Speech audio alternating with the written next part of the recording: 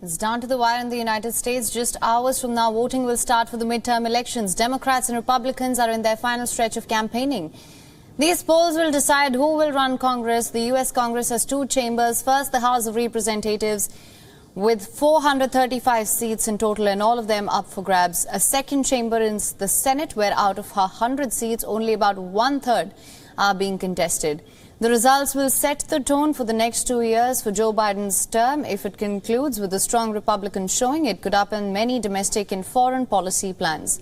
The midterms are also important for state-level polls. This time, governors' mansions are also up for grabs in 36 states.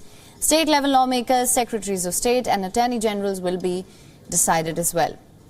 Let's also talk about the key issues here. Issues related to the economy have become a top priority for the voters. In most states, the views are divided along partisan lines. Since the 2021 Capitol riots, democracy and election authenticity have come under question. The Democrats have been constantly touting this midterm as a way to save democracy. Abortion rights continue to resonate strongly for Democrats, while Republicans are more focused on current jobs and immigration. Then there are some of the more common issues that flare up in every election season, like education, climate, public safety, gun control. President Joe Biden and former President Donald Trump are not running in this election, but you will see them in most of the visuals coming in from the United States. That's because they're rooting for their party candidates, but the focus, as I mentioned earlier, has been more on the 2024 presidential elections this time. Today we face an inflection point, one of those moments comes around every 3 or 4 generations. We know in our bones that our democracy is at risk, and we know that this is your moment to defend it, preserve it, protect it, choose it. Democracy is on the ballot.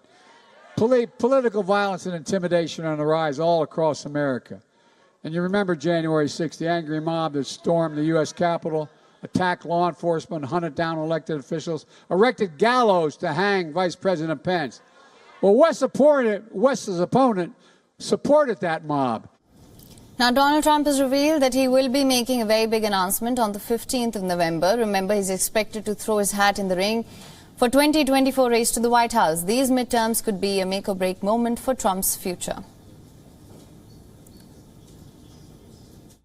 But not to detract from tomorrow's very important, even critical election.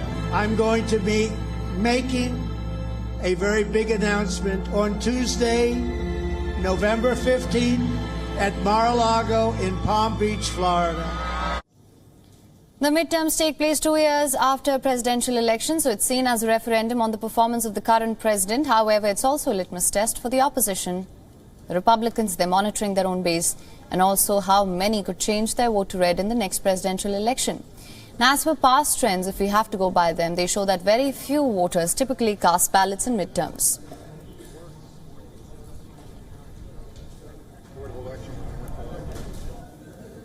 And also to understand the projections ahead of the midterms, our correspondent Susan Tehrani gets us this report from New York. Listen in.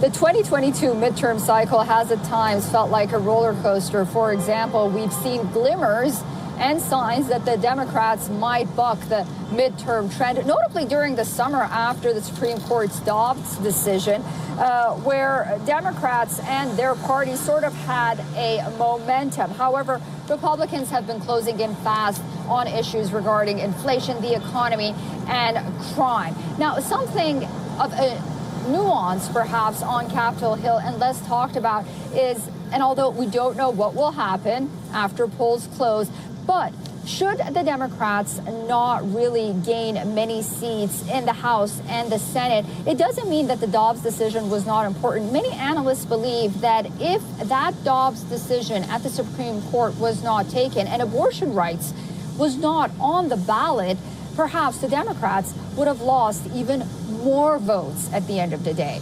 Susan Tehrani reporting from New York for WION World is One. WION is now available in your country. Download the app now. Get all the news on the move.